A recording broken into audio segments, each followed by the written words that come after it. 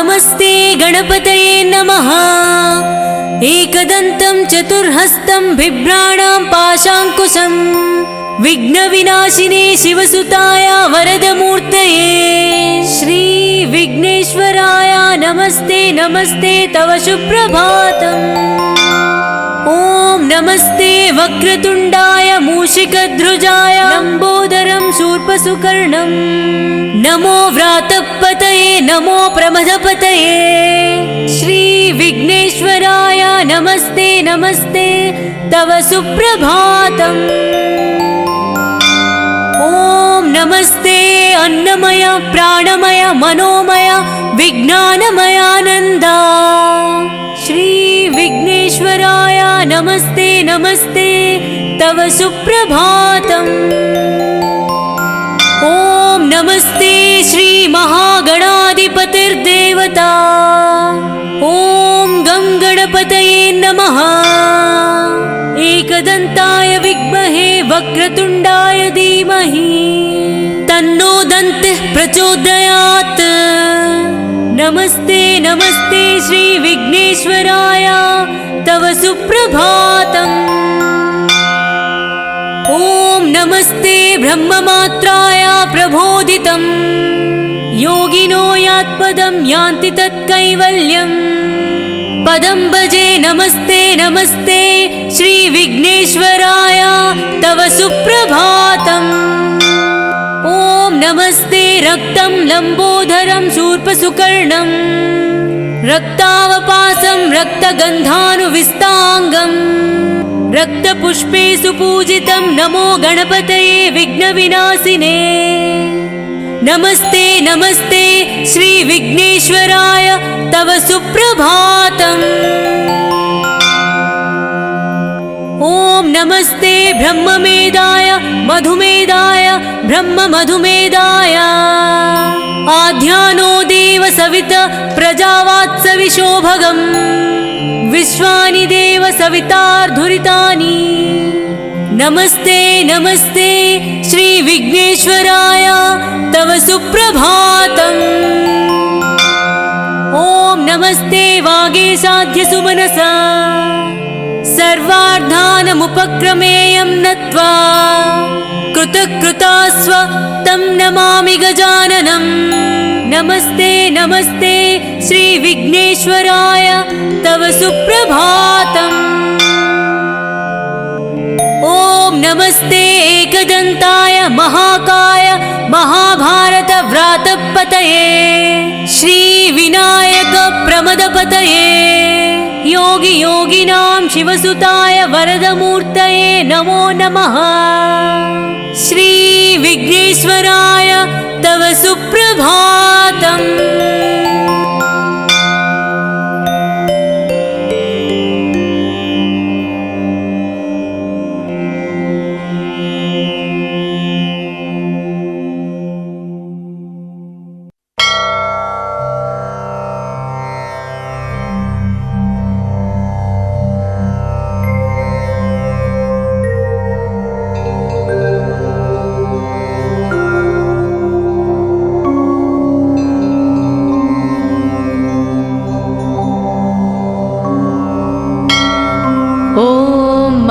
गणेशकवचं येषोऽति चपलो दैत्यान् बाल्येऽपि नाशयत्यहो अग्रे किं कर्म कर्तेति न जाने मुनिसत्तमा।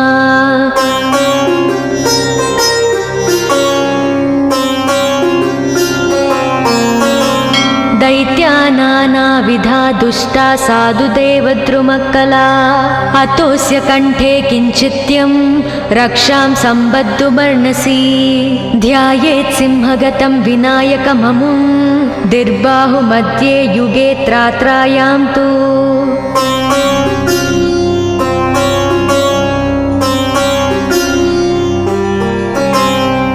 मयूरवाहनममुं षड्बाहुकं सिद्धम् ईद्वापरे तु गजाननं युगभुजं रक्ताङ्गरागं विभुं तुर्येतु द्विभुजं सिताङ्गरुचिरं सर्वार्धरं सर्वदा।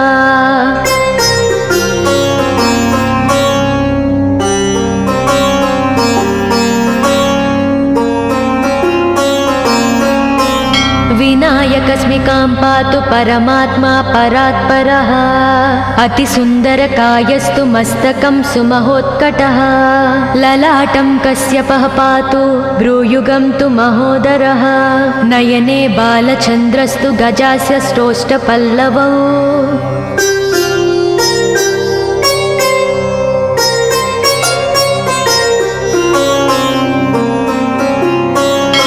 जिह्वां पातु गजक्रीडश्चुबुकं गिरिजासुतः वाचं विनायकः पातु दन्तान् रक्षतु दुर्मुखः श्रवणौ पासपाणिस्तु नासिकां चिन्तितार्ददः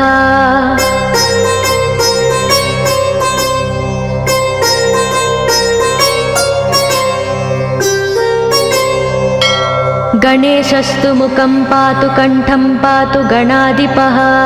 स्कन्दौ पातु गजस्कन्दः स्तने विघ्नविनाशनः हृदयं गणनादस्तु हेरम्बो जठरं महान् धराधरः पातु पार्ष्णौ पृष्ठं विघ्नहरस्मुभः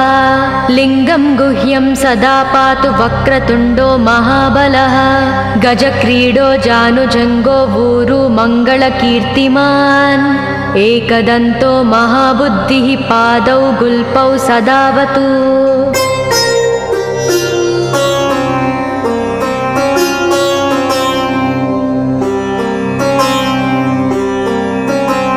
क्षिप्रप्रसादनो बाहुपाणि आसप्रपूरकः अङ्गुली च नखान् पातु पद्महस्तोरिनासनः सर्वाङ्गानि मयूरेशो विश्वव्यापी सदावतु अनुक्तमपि यत्स्थानं धूमकेतु सदावतु आमोदस्तग्रतः पातु प्रमोदः पृष्ठक्तोऽवतु प्राच्यां रक्षतु बुद्धि स आज्ञेयां सिद्धिदायकम्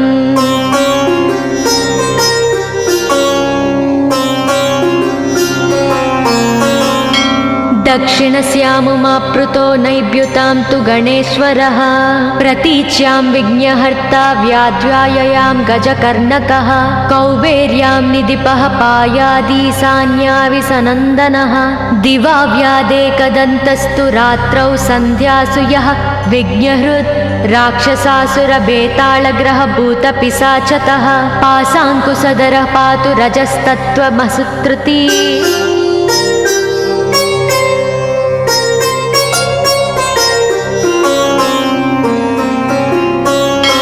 ज्ञानं धर्मं च लक्ष्मी च लज्जां कीर्तिं तदाकुलम् इव पूर्धनं च धान्यं च गृहं दारासु तान्नकीन् सर्वायुधधरः प्रातौन्मयूरेशो वतात् सदा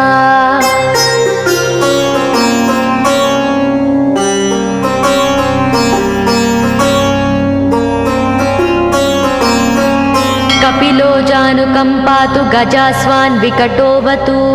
भूर्जपत्रे लिखित्वेदं यः कण्ठे धारयेत् सुधीः न भयं जायते तस्य यक्षरक्षः पिशाचतः त्रिसन्ध्यं जपते यस्तु वज्रसारतनुर्भवेत् यात्राकाले पठेद्यस्तु निर्विघ्नेन फलं लभेत्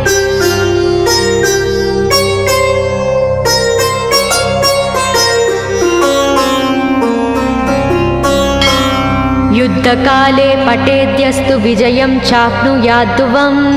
मरणोच्चाटनार्कर्षस्तम्भमोहनकर्मिणी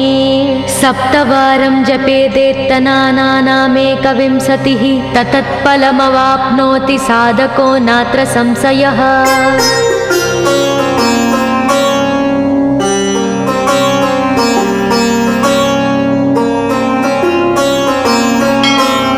एकविंशतिवारं च पठेत्तावदिनानि यः कारागृहगतं सद्यो राज्ञा व्यजं च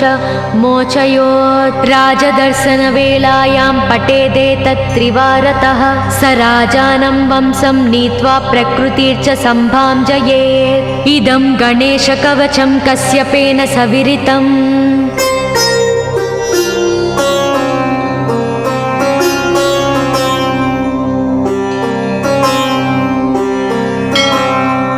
मुद्गलाय च तेनादमाण्डव्याय महर्षये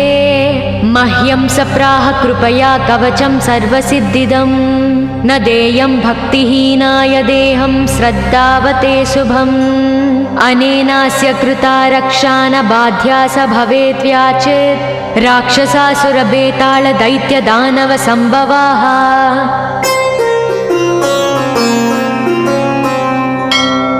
इति श्रीगणेशपुराणे श्रीगणेशकवचं सम्पूर्णम्।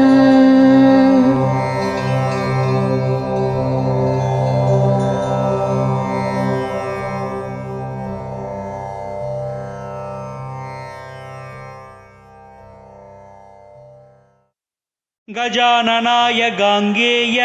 सहजाय सदात्मने गौरीप्रियतनूजाय गणेशायास्तु मङ्गलम् नागयज्ञोपवीताय नतविघ्नविनाशिने नन्द्यादिगणनाथाय नायकायास्तु मङ्गलम् इव वक्त्राय चन्द्रादि वन्दिताय चिदात्मने ईशानप्रेमपात्राय चेष्टदायास्तु मङ्गलम्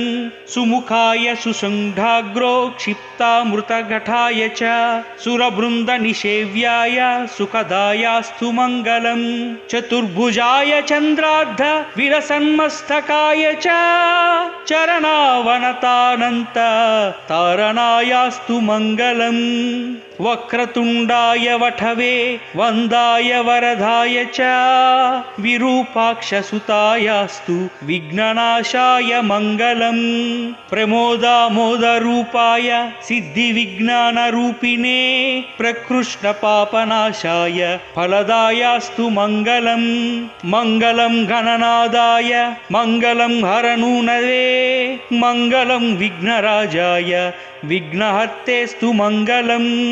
श्लोकाष्टकमिदं पुण्यं मङ्गलप्रदयार्धरात् पठितव्यं प्रयत्नेन सर्वविघ्ननिवृत्तये। गजाननाय गाङ्गेय सहजाय सदात्मने गौरीप्रियतनूजाय गणेशायास्तु मङ्गलम् नागयज्ञोपवीताय नतविघ्नविनाशिने नन्द्यादिगणनाथाय नायकायास्तु मङ्गलम् इव वक्त्राय चन्द्रादि वन्दिताय चिदात्मने ईशानप्रेमपात्राय चेष्टदायास्तु मङ्गलम् सुमुखाय सुसङ्घाग्रो क्षिप्तामृतघटाय च सुरवृन्दनिषेव्याय सुखदायास्तु मङ्गलम् चतुर्भुजाय चन्द्रार्ध विरसन्मस्तकाय च चरणावनतानन्त तारणायास्तु मङ्गलम् वक्रतुण्डाय वठवे वन्दाय वरदाय च विरूपाक्षसुतायास्तु विघ्ननाशाय मङ्गलम् प्रमोदामोदरूपाय सिद्धिविज्ञानरूपिणे प्रकृष्णपापनाशाय फलदायास्तु मङ्गलम् मङ्गलं गणनादाय मङ्गलं हरनूनवे मङ्गलं विघ्नराजाय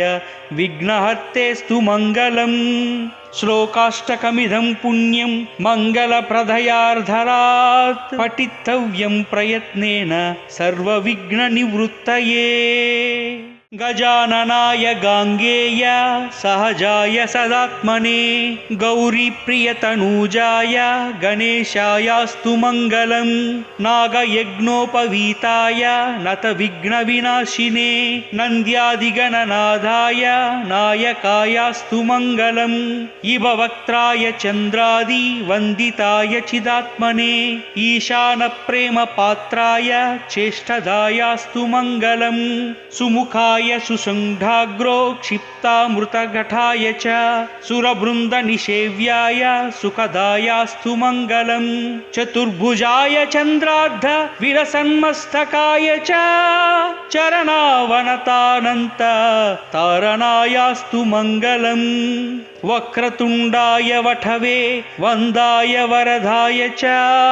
विरूपाक्षसुतायास्तु विघ्ननाशाय मङ्गलम्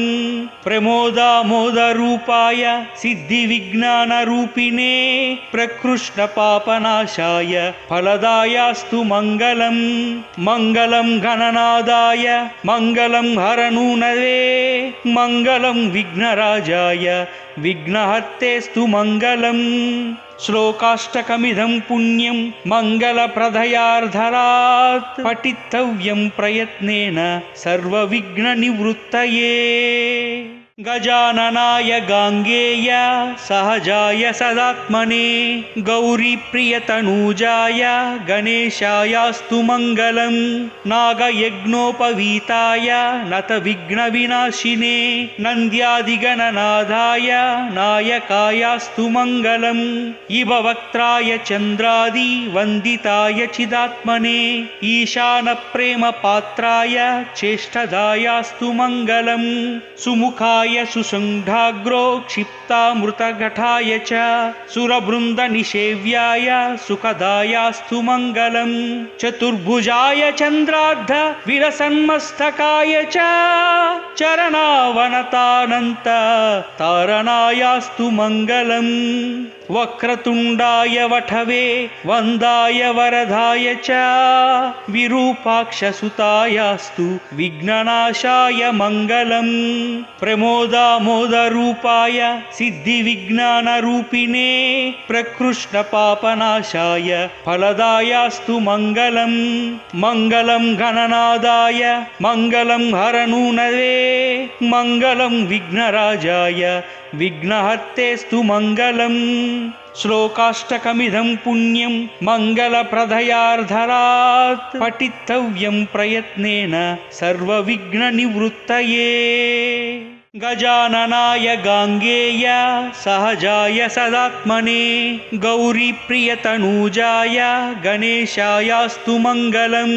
नागयज्ञोपवीताय नतविघ्नविनाशिने नन्द्यादिगणनाथाय नायकायास्तु मङ्गलम् इभवक्त्राय चन्द्रादि वन्दिताय चिदात्मने ईशानप्रेमपात्राय चेष्टदायास्तु मङ्गलम् सुमुखाय सुषुण्डाग्रो क्षिप्तामृतघटाय च सुरवृन्दनिषेव्याय सुखदायास्तु मङ्गलम् चतुर्भुजाय चन्द्रार्ध विलसन्मस्तकाय च चरणावनतानन्त तारणायास्तु मङ्गलम् वक्रतुण्डाय वठवे वन्दाय वरदाय च विरूपाक्षसुतायास्तु विघ्ननाशाय मङ्गलम् प्रमोदामोदरूपाय सिद्धिविज्ञानरूपिणे प्रकृष्टपापनाशाय फलदायास्तु मङ्गलम् मङ्गलं गणनादाय मङ्गलं हरनूनवे मङ्गलं विघ्नराजाय विघ्नहर्तेस्तु मङ्गलम् श्लोकाष्टकमिदं पुण्यं मङ्गलप्रदयार्धरात् पठितव्यं प्रयत्नेन सर्वविघ्ननिवृत्तये गजाननाय गाङ्गेय सहजाय सदात्मने गौरीप्रियतनूजाय गणेशायास्तु मङ्गलम् नागयज्ञोपवीताय नतविघ्नविनाशिने नन्द्यादिगणनाथाय नायकायास्तु मङ्गलम्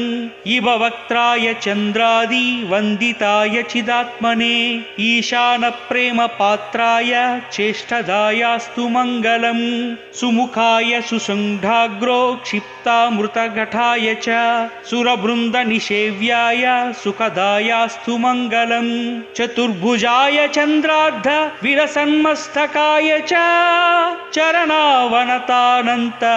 तारणायास्तु मङ्गलम् वक्रतुण्डाय वठवे वन्दाय वरदाय च विरूपाक्षसुतायास्तु विघ्ननाशाय मङ्गलम् प्रमोदामोदरूपाय सिद्धिविज्ञानरूपिणे प्रकृष्टपापनाशाय फलदायास्तु मङ्गलम् मङ्गलं गणनादाय मङ्गलं हरनूनवे मङ्गलं विघ्नराजाय विघ्नहर्तेस्तु मङ्गलम् श्लोकाष्टकमिदं पुण्यं मङ्गलप्रदयार्धरात् पठितव्यं प्रयत्नेन सर्वविघ्ननिवृत्तये गजाननाय गाङ्गेय सहजाय सदात्मने गौरीप्रियतनूजाय गणेशायास्तु मङ्गलम् नागयज्ञोपवीताय नतविघ्नविनाशिने नन्द्यादिगणनाथाय नायकायास्तु मङ्गलम् इववक्त्राय चन्द्रादि वन्दिताय चिदात्मने ईशानप्रेमपात्राय चेष्टदायास्तु मङ्गलम् सुमुखाय सुसङ्घाग्रो क्षिप्तामृतघटाय च सुरवृन्दनिषेव्याय सुखदायास्तु मङ्गलम् चतुर्भुजाय चन्द्रार्ध विलसन्मस्तकाय च चरणावनतानन्त तारणायास्तु मङ्गलम् वक्रतुण्डाय वठवे वन्दाय वरदाय च विरूपाक्षसुतायास्तु विघ्ननाशाय मङ्गलम् प्रमोदामोदरूपाय सिद्धिविज्ञानरूपिणे प्रकृष्णपापनाशाय फलदायास्तु मङ्गलम् मङ्गलं गणनादाय मङ्गलं हरनूनवे मङ्गलं विघ्नराजाय विघ्नहर्तेस्तु मङ्गलम् श्लोकाष्टकमिदं पुण्यं मङ्गलप्रदयार्धरात् पठितव्यं प्रयत्नेन सर्वविघ्ननिवृत्तये गजाननाय गाङ्गेय सहजाय सदात्मने गौरीप्रियतनूजाय गणेशायास्तु मङ्गलम् नागयज्ञोपवीताय नतविघ्नविनाशिने नन्द्यादिगणनाथाय नायकायास्तु मङ्गलम् इववक्त्राय चन्द्रादि वन्दिताय चिदात्मने ईशानप्रेमपात्राय चेष्टदायास्तु मङ्गलम् सुमुखाय सुसङ्घाग्रो क्षिप्तामृतघटाय च सुरवृन्दनिषेव्याय सुखदायास्तु मङ्गलम् चतुर्भुजाय चन्द्रार्ध विलसन्मस्तकाय च चरणावनतानन्त तारणायास्तु मङ्गलम् वक्रतुण्डाय वठवे वन्दाय वरदाय च विरूपाक्षसुतायास्तु विघ्ननाशाय मङ्गलम् प्रमोदामोदरूपाय सिद्धिविज्ञानरूपिणे प्रकृष्णपापनाशाय फलदायास्तु मङ्गलम् मङ्गलं गणनादाय मङ्गलं हरनूनवे मङ्गलं विघ्नराजाय विघ्नहर्तेस्तु मङ्गलम् श्लोकाष्टकमिदं पुण्यं मङ्गलप्रदयार्धरात् पठितव्यं प्रयत्नेन सर्वविघ्ननिवृत्तये गजाननाय गाङ्गेय सहजाय सदात्मने गौरीप्रियतनूजाय गणेशायास्तु मङ्गलम् नागयज्ञोपवीताय नतविघ्नविनाशिने नन्द्यादिगणनाथाय नायकायास्तु मङ्गलम् इववक्त्राय चन्द्रादि वन्दिताय चिदात्मने ईशानप्रेमपात्राय चेष्टदायास्तु मङ्गलम् सुमुखाय सुसङ्घाग्रो क्षिप्तामृतघटाय च सुरवृन्दनिषेव्याय सुखदायास्तु मङ्गलम् चतुर्भुजाय चन्द्रार्ध विलसन्मस्तकाय च चरणावनतानन्त तारणायास्तु मङ्गलम् वक्रतुण्डाय वठवे वन्दाय वरदाय च विरूपाक्षसुतायास्तु विघ्ननाशाय मङ्गलम् प्रमोदामोदरूपाय सिद्धिविज्ञानरूपिणे प्रकृष्णपापनाशाय फलदायास्तु मङ्गलम् मङ्गलं गणनादाय मङ्गलं हरनूनवे मङ्गलं विघ्नराजाय विघ्नहर्तेस्तु मङ्गलम् श्लोकाष्टकमिदं पुण्यं मङ्गलप्रदयार्धरात् पठितव्यं प्रयत्नेन सर्वविघ्ननिवृत्तये गजाननाय गाङ्गेय सहजाय सदात्मने गौरीप्रियतनूजाय गणेशायास्तु मङ्गलम् नागयज्ञोपवीताय नतविघ्नविनाशिने नन्द्यादिगणनाथाय नायकायास्तु मङ्गलम् इववक्त्राय चन्द्रादि वन्दिताय चिदात्मने ईशानप्रेमपात्राय चेष्टदायास्तु मङ्गलम् सुमुखाय सुमुखाय सुसङ्घाग्रो क्षिप्तामृतघटाय च सुरवृन्दनिषेव्याय सुखदायास्तु मङ्गलम् चतुर्भुजाय चन्द्रार्ध विरसन्मस्तकाय च चरणावनतानन्त तारणायास्तु मङ्गलम् वक्रतुण्डाय वठवे वन्दाय वरदाय च विरूपाक्षसुतायास्तु विघ्ननाशाय मङ्गलम् प्रमोदामोदरूपाय सिद्धिविज्ञानरूपिणे प्रकृष्णपापनाशाय फलदायास्तु मङ्गलम् मङ्गलं गणनादाय मङ्गलं हरनूनवे मङ्गलं विघ्नराजाय विघ्नहर्तेस्तु मङ्गलम् श्लोकाष्टकमिदं पुण्यं मङ्गलप्रदयार्धरात् पठितव्यं प्रयत्नेन सर्वविघ्ननिवृत्तये गजाननाय गाङ्गेय सहजाय सदात्मने गौरीप्रियतनूजाय गणेशायास्तु मङ्गलम् नागयज्ञोपवीताय नतविघ्नविनाशिने नन्द्यादिगणनाथाय नायकायास्तु मङ्गलम् इव वक्त्राय चन्द्रादि वन्दिताय चिदात्मने ईशानप्रेमपात्राय चेष्टदायास्तु मङ्गलम् सुमुखाय सुसङ्घाग्रो क्षिप्तामृतघटाय च सुरवृन्दनिषेव्याय सुखदायास्तु मङ्गलम् चतुर्भुजाय चन्द्रार्ध विरसन्मस्तकाय च चरणावनतानन्त तारणायास्तु मङ्गलम् वक्रतुण्डाय वठवे वन्दाय वरदाय च विरूपाक्षसुतायास्तु विघ्ननाशाय मङ्गलम् प्रमोदामोदरूपाय सिद्धिविज्ञानरूपिणे प्रकृष्णपापनाशाय फलदायास्तु मङ्गलम् मङ्गलं गणनादाय मङ्गलं हरनूनवे मङ्गलं विघ्नराजाय विघ्नहर्तेस्तु मङ्गलम् श्लोकाष्टकमिदं पुण्यं मङ्गलप्रदयार्धरात् पठितव्यं प्रयत्नेन सर्वविघ्ननिवृत्तये गजाननाय गाङ्गेय सहजाय सदात्मने गौरीप्रियतनूजाय गणेशायास्तु मङ्गलम् नागयज्ञोपवीताय नतविघ्नविनाशिने नन्द्यादिगणनाथाय नायकायास्तु मङ्गलम् इव वक्त्राय चन्द्रादि वन्दिताय चिदात्मने ईशानप्रेमपात्राय चेष्टदायास्तु मङ्गलम् सुमुखाय सुसङ्घाग्रो क्षिप्तामृतघटाय च सुरवृन्दनिषेव्याय सुखदायास्तु मङ्गलम् चतुर्भुजाय चन्द्रार्ध विरसन्मस्तकाय च चरणावनतानन्त तारणायास्तु मङ्गलम् वक्रतुण्डाय वठवे वन्दाय वरदाय च विरूपाक्षसुतायास्तु विघ्ननाशाय मङ्गलम् प्रमोदामोदरूपाय सिद्धिविज्ञानरूपिणे प्रकृष्णपापनाशाय फलदायास्तु मङ्गलम्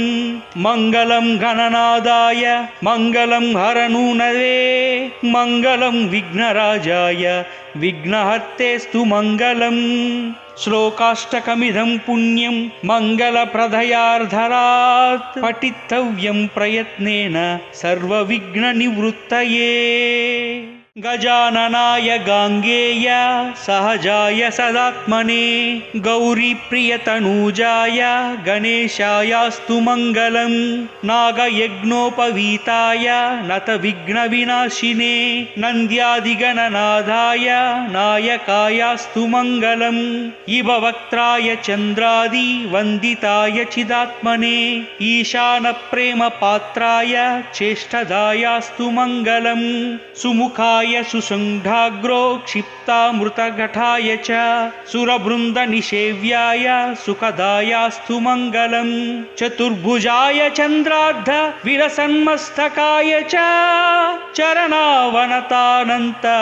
तारणायास्तु मङ्गलम् वक्रतुण्डाय वठवे वन्दाय वरदाय च विरूपाक्षसुतायास्तु विघ्ननाशाय मङ्गलम् प्रमो प्रमोदामोदरूपाय सिद्धिविज्ञानरूपिणे प्रकृष्टपापनाशाय फलदायास्तु मङ्गलम् मङ्गलं गणनादाय मङ्गलं हरनूनवे मङ्गलं विघ्नराजाय विघ्नहर्तेस्तु मङ्गलम् श्लोकाष्टकमिदं पुण्यं मङ्गलप्रदयार्धरात् पठितव्यं प्रयत्नेन सर्वविघ्ननिवृत्तये गजाननाय गाङ्गेय सहजाय सदात्मने गौरीप्रियतनूजाय गणेशायास्तु मङ्गलं नागयज्ञोपवीताय नतविघ्नविनाशिने नन्द्यादिगणनाथाय नायकायास्तु मङ्गलम् इभवक्त्राय चन्द्रादिवन्दिताय चिदात्मने ईशानप्रेमपात्राय चेष्टदायास्तु मङ्गलम् सुमुखाय सुषुण्डाग्रो क्षिप्तामृतघटाय च सुरवृन्दनिषेव्याय सुखदायास्तु मङ्गलम् चतुर्भुजाय चन्द्रार्ध विरसन्मस्तकाय च चरणावनतानन्त तारणायास्तु मङ्गलम् वक्रतुण्डाय वठवे वन्दाय वरदाय च विरूपाक्षसुतायास्तु विघ्ननाशाय मङ्गलम् प्रमोदामोदरूपाय सिद्धिविज्ञानरूपिणे प्रकृष्टपापनाशाय फलदायास्तु मङ्गलम् मङ्गलं गणनादाय मङ्गलं हरनूनवे मङ्गलं विघ्नराजाय विघ्नहर्तेस्तु मङ्गलम् श्लोकाष्टकमिदं पुण्यं मङ्गलप्रदयार्धरात् पठितव्यं प्रयत्नेन सर्वविघ्ननिवृत्तये गजाननाय गाङ्गेय सहजाय सदात्मने गौरीप्रियतनूजाय गणेशायास्तु मङ्गलं नागयज्ञोपवीताय नतविघ्नविनाशिने नन्द्यादिगणनाथाय नायकायास्तु मङ्गलम् इभवक्त्राय चन्द्रादिवन्दिताय चिदात्मने ईशानप्रेमपात्राय चेष्टदायास्तु मङ्गलम् सुमुखाय सुषुण्डाग्रो क्षिप्तामृतघटाय च सुरवृन्दनिषेव्याय सुखदायास्तु मङ्गलम् चतुर्भुजाय चन्द्रार्ध विरसन्मस्तकाय च चरणावनतानन्त तारणायास्तु मङ्गलम् वक्रतुण्डाय वठवे वन्दाय वरदाय च विरूपाक्षसुतायास्तु विघ्ननाशाय मङ्गलम् प्रमोदामोदरूपाय सिद्धिविज्ञानरूपिणे प्रकृष्टपापनाशाय फलदायास्तु मङ्गलम् मङ्गलं गणनादाय मङ्गलं हरनूनवे मङ्गलं विघ्नराजाय विघ्नहर्तेस्तु मङ्गलम् श्लोकाष्टकमिदं पुण्यं मङ्गलप्रदयार्धरात् पठितव्यं प्रयत्नेन सर्वविघ्ननिवृत्तये गजाननाय गाङ्गेय सहजाय सदात्मने गौरीप्रियतनूजाय गणेशायास्तु मङ्गलं नागयज्ञोपवीताय नतविघ्नविनाशिने नन्द्यादिगणनाथाय नायकायास्तु मङ्गलम् इभवक्त्राय चन्द्रादिवन्दिताय चिदात्मने ईशानप्रेमपात्राय चेष्टदायास्तु मङ्गलम् सुमुखाय सुषुण्डाग्रो क्षिप्तामृतघटाय च सुरवृन्दनिषेव्याय सुखदायास्तु मङ्गलम् चतुर्भुजाय चन्द्रार्ध विरसन्मस्तकाय च चरणावनतानन्त तारणायास्तु मङ्गलम् वक्रतुण्डाय वठवे वन्दाय वरदाय च विरूपाक्षसुतायास्तु विघ्ननाशाय मङ्गलम् प्रमोदामोदरूपाय सिद्धिविज्ञानरूपिणे प्रकृष्टपापनाशाय फलदायास्तु मङ्गलम् मङ्गलं गणनादाय मङ्गलं हरनूनवे मङ्गलं विघ्नराजाय विघ्नहर्तेस्तु मङ्गलम् श्लोकाष्टकमिदं पुण्यं मङ्गलप्रदयार्धरात् पठितव्यं प्रयत्नेन सर्वविघ्ननिवृत्तये गजाननाय गाङ्गेय सहजाय सदात्मने गौरीप्रियतनूजाय गणेशायास्तु मङ्गलम् नागयज्ञोपवीताय नतविघ्नविनाशिने नन्द्यादिगणनाथाय नायकायास्तु मङ्गलम् इववक्त्राय चन्द्रादि वन्दिताय चिदात्मने ईशानप्रेमपात्राय चेष्टदायास्तु मङ्गलम् सुमुखाय सुषुण्डाग्रो क्षिप्तामृतघटाय च सुरवृन्दनिषेव्याय सुखदायास्तु मङ्गलम् चतुर्भुजाय चन्द्रार्ध विलसन्मस्तकाय च चरणावनतानन्त तारणायास्तु मङ्गलम् वक्रतुण्डाय वठवे वन्दाय वरदाय च विरूपाक्षसुतायास्तु विघ्ननाशाय मङ्गलम् प्रमोदामोदरूपाय सिद्धिविज्ञानरूपिणे प्रकृष्णपापनाशाय फलदायास्तु मङ्गलम् मङ्गलं गणनादाय मङ्गलं हरनूनवे मङ्गलं विघ्नराजाय विघ्नहर्तेस्तु मङ्गलम् श्लोकाष्टकमिदं पुण्यं मङ्गलप्रदयार्धरात् पठितव्यं प्रयत्नेन सर्वविघ्ननिवृत्तये। ॐ नमस्ते गणपतये नमः।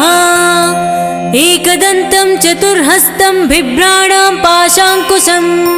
विघ्नविनाशिने शिवसुताय वरदमूर्तये श्री विघ्नेश्वराय नमस्ते नमस्ते तव सुप्रभातम्। ॐ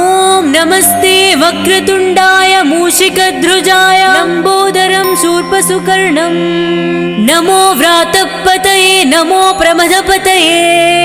श्री विघ्नेश्वराय नमस्ते नमस्ते तव सुप्रभातम्।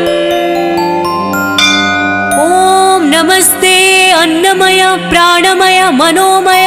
विज्ञानमयानन्द श्री विघ्नेश्वराय नमस्ते नमस्ते तव सुप्रभातम्। ॐ नमस्ते श्री महागणाधिपतिर्देवता ॐ गं गणपतये नमः। एकदन्ताय विद्महे वक्रतुण्डाय धीमहि तन्नो दन्तिः प्रचोदयात्। नमस्ते नमस्ते श्री विघ्नेश्वराय तव सुप्रभातम्। ॐ नमस्ते ब्रह्ममात्राय प्रबोधितं योगिनो यात्पदं यान्ति तत्कैवल्यम् पदं भजे नमस्ते नमस्ते श्री विघ्नेश्वराय तव सुप्रभातम्। ॐ नमस्ते रक्तं लम्बोदरं शूर्पसुकर्णं रक्तावपासं रक्तगन्धानुविस्ताङ्गं रक्तपुष्पे सुपूजितं नमो गणपतये विघ्नविनाशिने नमस्ते नमस्ते श्री विघ्नेश्वराय तव सुप्रभातम्। ॐ नमस्ते ब्रह्ममेधाय मधुमेधाय ब्रह्ममधुमेधाय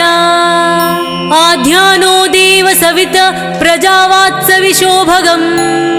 विश्वानि देव सवितार्धुरितानि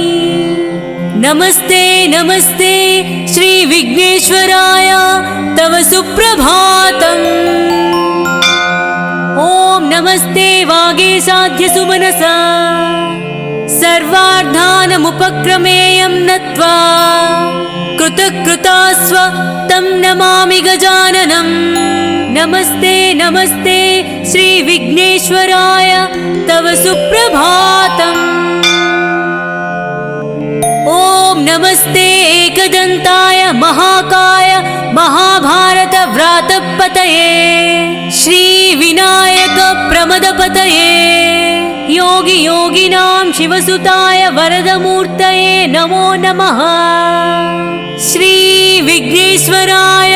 तव सुप्रभातम्।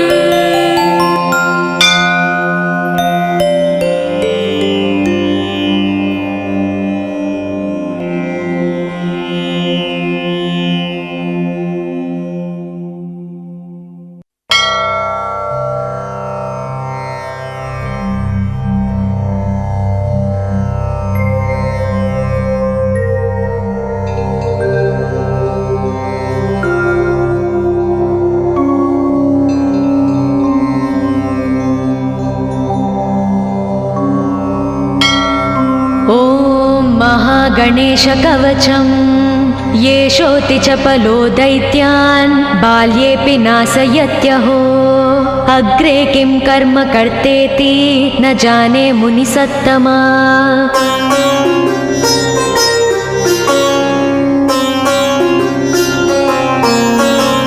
दैत्या नानाविधा दुष्टा साधुदेवद्रुमक्कला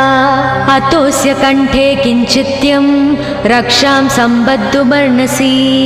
ध्यायेत् सिंहगतं विनायकममुं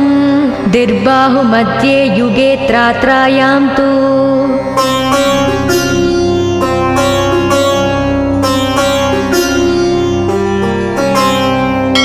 मयूरवाहनममुं षड्बाहुकं सिद्धम् ईद्वापरे तु गजाननं युगभुजं रक्ताङ्गरागं विभुं तुर्ये तु द्विभुजं सिताङ्गरुचिरं सर्वार्धरं सर्वदा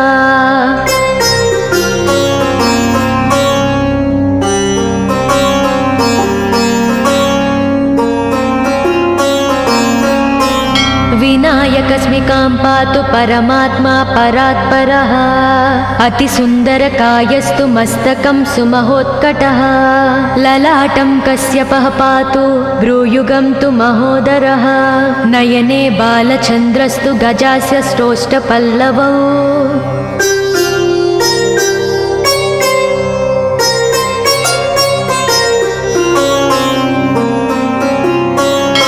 जिह्वां पातु गजक्रीडश्चुबुकं गिरिजासुतः वाचं विनायकः पातु दन्तान् रक्षतु दुर्मुखः श्रवणौ पासपाणिस्तु नासिकां चिन्तितार्ददः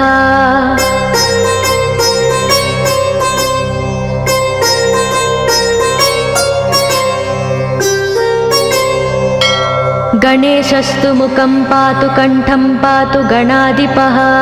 स्कन्दौ पातु गजस्कन्दः स्तने विघ्नविनाशनः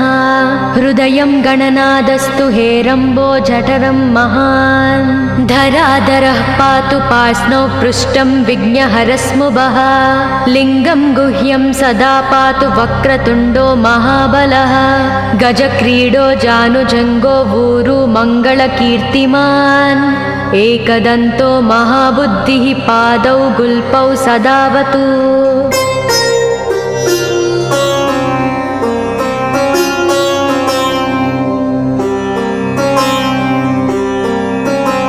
क्षिप्रप्रसादनो बाहुपाणि आसप्रपूरकः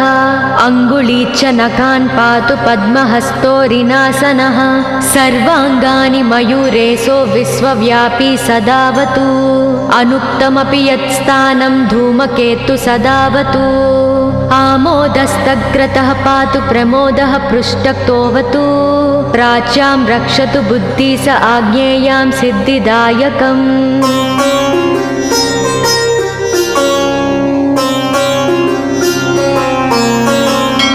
दक्षिणस्यामुमाप्लुतो नैव्युतां तु गणेश्वरः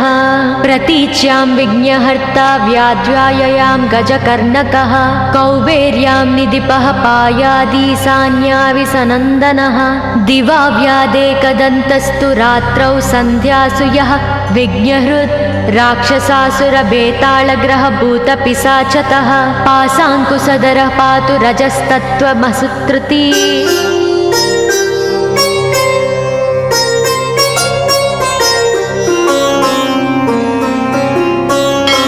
ज्ञानं धर्मं च लक्ष्मी च लज्जां कीर्तिं तदाकुलम्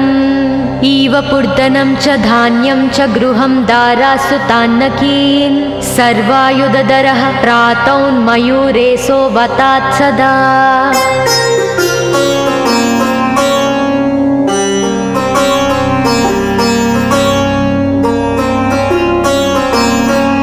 कपिलो जानुकं पातु गजास्वान् विकटोऽवतु भूर्जपत्रे लिखित्वेदं यः कण्ठे धारयेत् सुधीः न भयं जायते तस्य यक्षरक्षः पिशाचतः त्रिसन्ध्यं जपते यस्तु वज्रसारतनुर्भवेत् यात्राकाले पठेद्यस्तु निर्विघ्नेन फलं लभेत्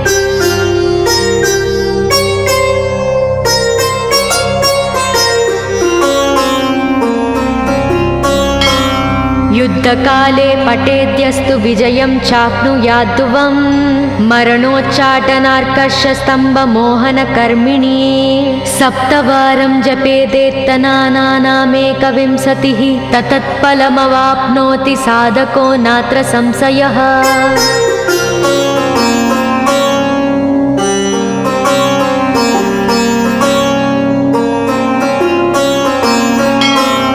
एकविंशतिवारं च पठेत्तावदिनानि यः कारागृहगतं सद्यो राज्ञा व्यजं च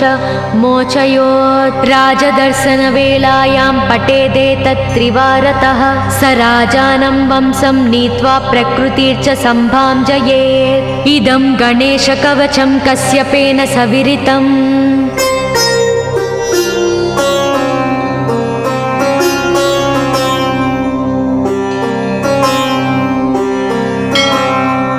मुद्गलाय च तेनादमाण्डव्याय महर्षये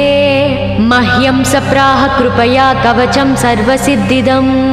न देयं भक्तिहीनाय देहं श्रद्धावते शुभम् अनेनास्य कृता रक्षा न बाध्या स भवेद्व्याचेत् राक्षसासुरबेताल दैत्यदानव सम्भवाः।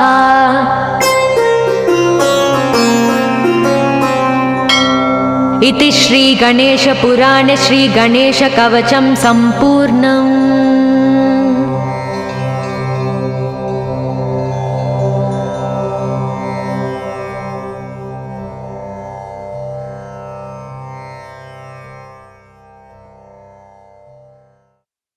गजाननाय गाङ्गेय सहजाय सदात्मने गौरीप्रियतनूजाय गणेशायास्तु मङ्गलम् नागयज्ञोपवीताय नतविघ्नविनाशिने नन्द्यादिगणनाथाय नायकायास्तु मङ्गलम् इववक्त्राय चन्द्रादि वन्दिताय चिदात्मने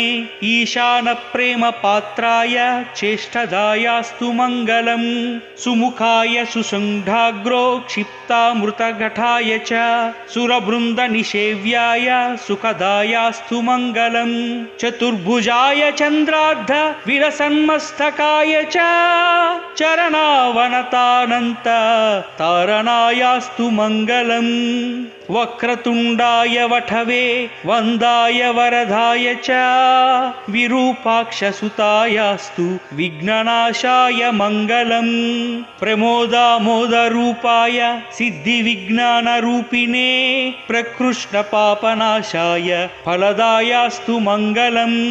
मङ्गलं गणनादाय मङ्गलं हरनूनवे मङ्गलं विघ्नराजाय विघ्नहर्तेस्तु मङ्गलम् श्लोकाष्टकमिदं पुण्यं मङ्गलप्रदयार्धरात् पठितव्यं प्रयत्नेन सर्वविघ्ननिवृत्तये। गजाननाय गाङ्गेय सहजाय सदात्मने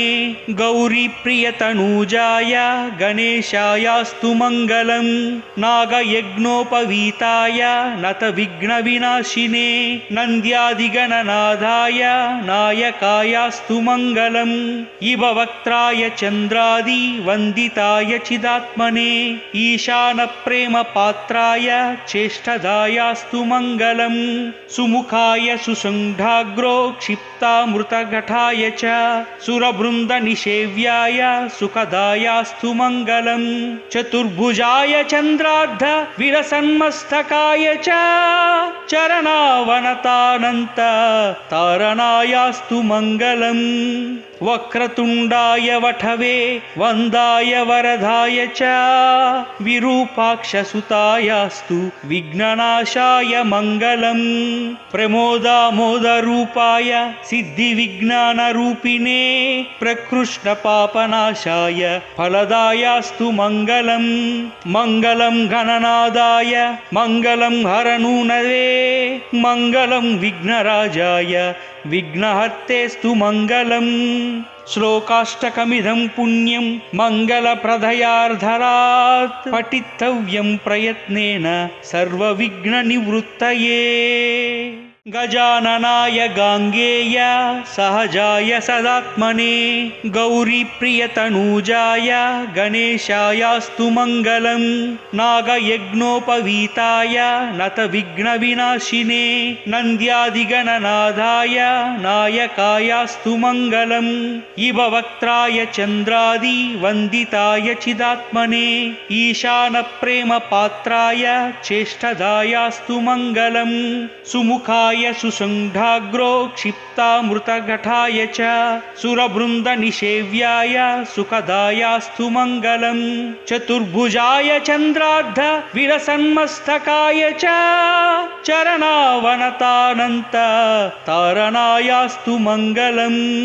वक्रतुण्डाय वठवे वन्दाय वरदाय च विरूपाक्षसुतायास्तु विघ्ननाशाय मङ्गलम् प्रमोदामोदरूपाय सिद्धिविज्ञानरूपिणे प्रकृष्णपापनाशाय फलदायास्तु मङ्गलम् मङ्गलं गणनादाय मङ्गलं हरनूनवे मङ्गलं विघ्नराजाय विघ्नहर्तेस्तु मङ्गलम् श्लोकाष्टकमिदं पुण्यं मङ्गलप्रदयार्धरात् पठितव्यं प्रयत्नेन सर्वविघ्ननिवृत्तये गजाननाय गाङ्गेय सहजाय सदात्मने गौरीप्रियतनूजाय गणेशायास्तु मङ्गलम् नागयज्ञोपवीताय नतविघ्नविनाशिने नन्द्यादिगणनाथाय नायकायास्तु मङ्गलम् इव वक्त्राय चन्द्रादि वन्दिताय चिदात्मने ईशानप्रेमपात्राय चेष्टदायास्तु मङ्गलम् सुमुखाय सुषण्ढाग्रो क्षिप्तामृतघटाय च